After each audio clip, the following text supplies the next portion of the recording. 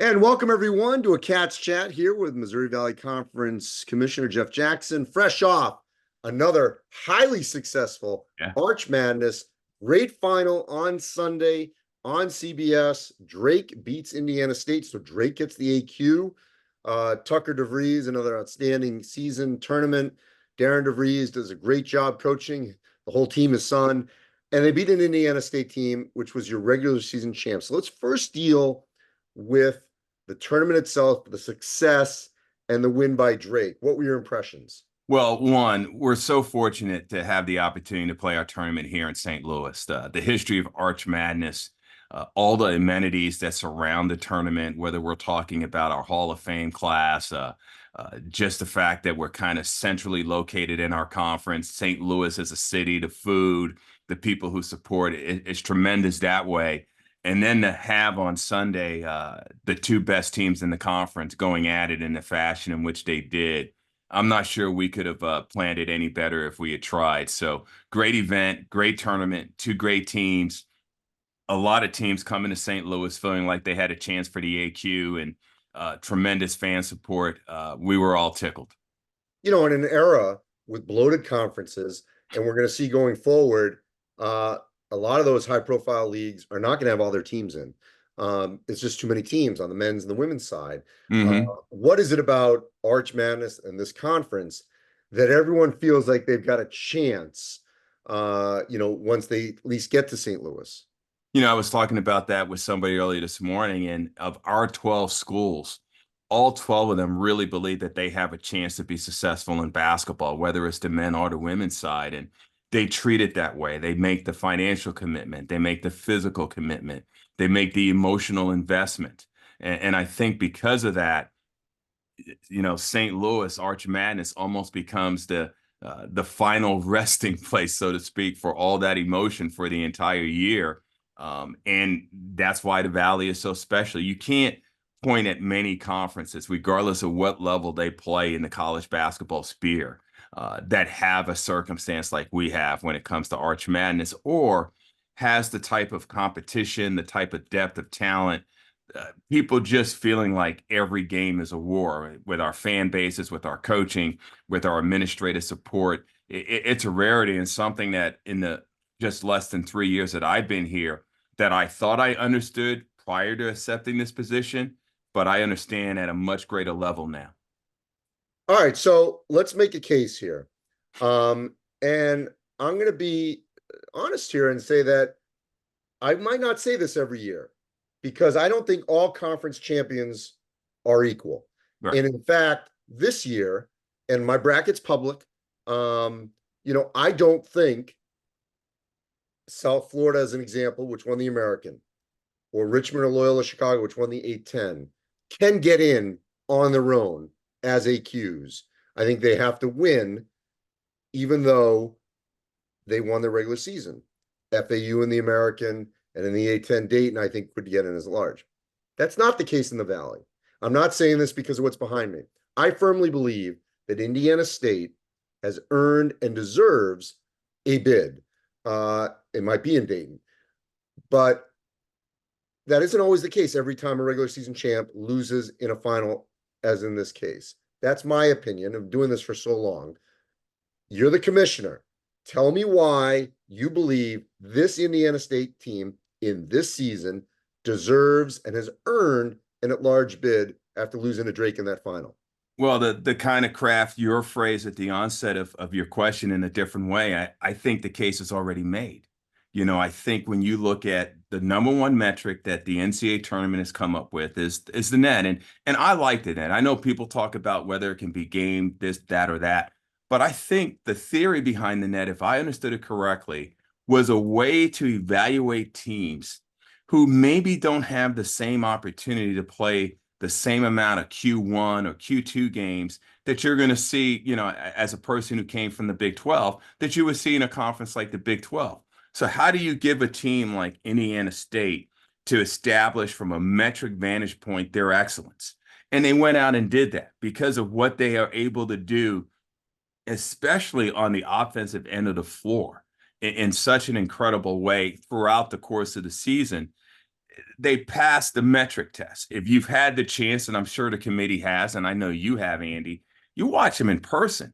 It is what it is. They are that good, and whether it's Avila, or whether it's Swopes, or whether it's Julian Larry, or whether it's Jason Kent, who may be their most important player.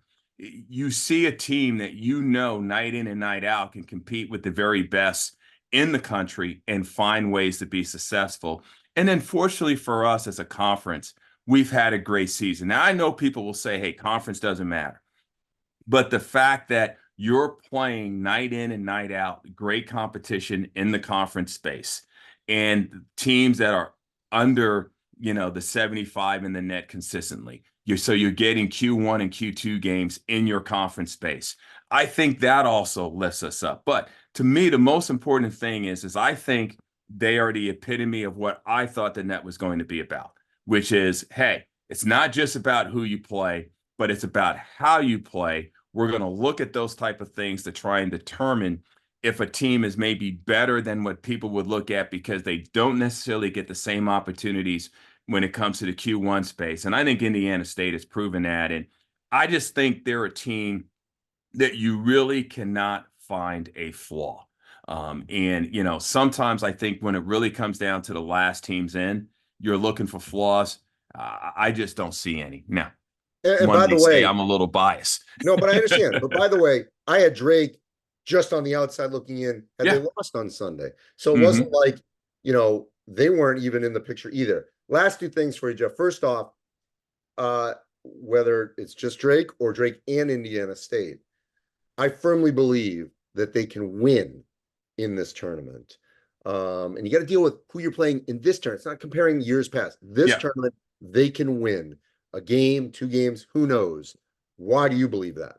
Well, one, Indiana State, let's start with them first. Their offensive arsenal is incredible.